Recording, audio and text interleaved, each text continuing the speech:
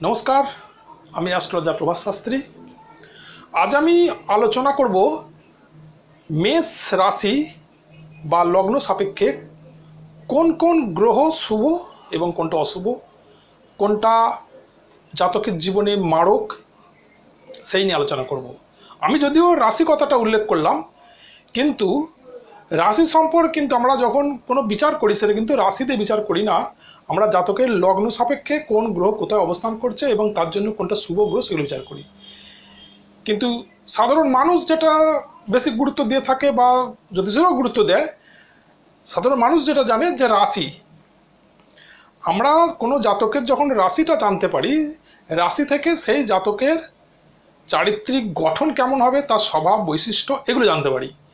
কিন্তু সেই জাতকের জীবনে উত্থান পতন, তার কর্মভাগ্য কেমন হবে, সে চাকরি করবে না ব্যবসা করবে, চাকরি করলে কবে চাকরি করবে, কী ধরনের চাকরি করবে, কী ধরনের ব্যবসা করবে, তার সমস্ত কিছু সময়ের সাথে তার যে জীবনের পরিবর্তন হবে, সেগুলো আমরা যখন বিচার করি সেগুলোর জন্য আমাদের দরকার হয় লগ্ন।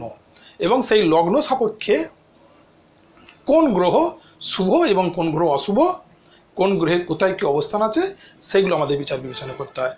আজ আমি মেষ লগ্ন সম্পর্কে আলোচনা করব। মেষ লগ্ন অর্থাৎ আমাদের যে রাশিচক্র, সেই রাশিচক্রের সবচেয়ে প্রথম যে রাশি সেটা আমরা হচ্ছে মেষ রাশি। এই মেষ রাশির অধিপতি গ্রহ হলো মঙ্গল। মঙ্গল তাহলে লগ্নপতি হয়ে গেল, আবার ওই মঙ্গলই আবার অষ্টমপতি, অর্থাৎ অষ্টম ঘর হচ্ছে বৃশ্চিক রাশির ঘর। বৃশ্চিক রাশির অধিপতি হলো মঙ্গল। তাহলে মঙ্গল একদিক থেকে লগ্নপতি হিসাবে শুভ, প্রচণ্ড শুভ। আবার যেহেতু ওই মঙ্গলই আবার অষ্টমপতি, সুতরাং এই মঙ্গল কিন্তু অশুভ হয়ে গেল। তাহলে এই মেষ লগ্নের জন্য মঙ্গল একদিক থেকে যেমন শুভ হলো, একদিক থেকে আবার অশুভ হয়ে গেল। তাহলে এখানে মঙ্গল কিন্তু অশুভ বা শুভ কোনো রকমই ফল দেবে না, এখানে মঙ্গল নিরপেক্ষ ফলদাতা। তাহলে এখানে শুভ গ্রহ কে হবে?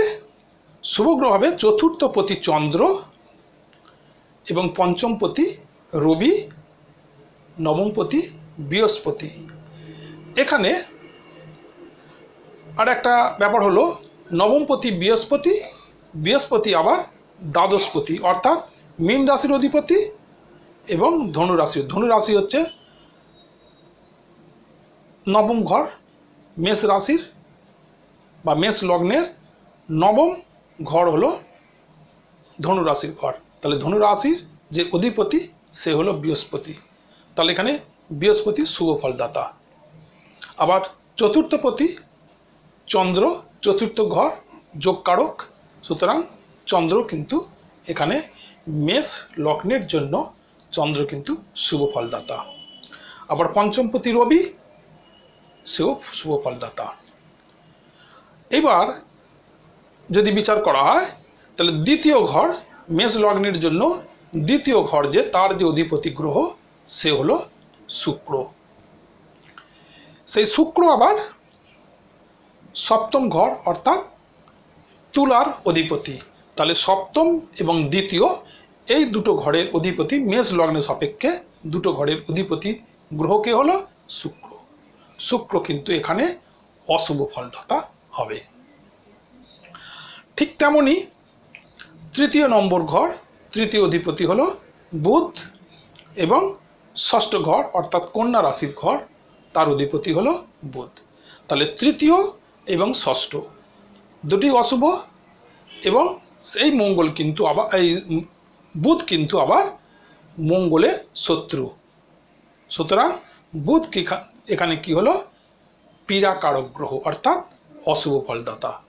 তাহলে অশুভ ফলদাতা কোন কোন গ্রহ হলো? শুক্র হলো এবং বুধ মেষ লগ্নের জন্য। তাহলে লগ্নপতি দ্বিতীয়, তৃতীয়, চতুর্থ, পঞ্চম, ষষ্ঠ, সপ্তম, অষ্টম হয়ে গেল। নবম ঘরের অধিপতি আমি আগেই বলেছি, নবম ঘরের অধিপতি হলো বৃহস্পতি এবং সেই নবম এবং দ্বাদশপতি একদিক থেকে। তাহলে এখানে বৃহস্পতি কিন্তু শুভ ফলদাতা হিসাবেই গণ্য করা হবে। দশম এবং একাদশ অর্থাৎ মকর রাশি এবং কুম্ভ রাশি এই দুটো ঘরের অধিপতি গ্রহ হলো শনি। তাহলে দশম এবং একাদশ, দশম ঘরের হচ্ছে একদিক থেকে যোগকারক, একাদশ অশুভ। তাহলে এই দুটো মিলে হলো শনি হলো লগ্নপতির শত্রু অর্থাৎ মঙ্গলের শত্রু, সুতরাং শনি এখানে অশুভ ফলদাতা।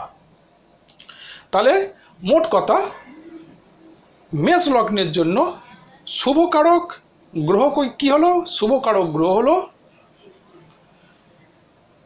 1 চন্দ্র, রবি এবং বৃহস্পতি শুভকারক গ্রহ।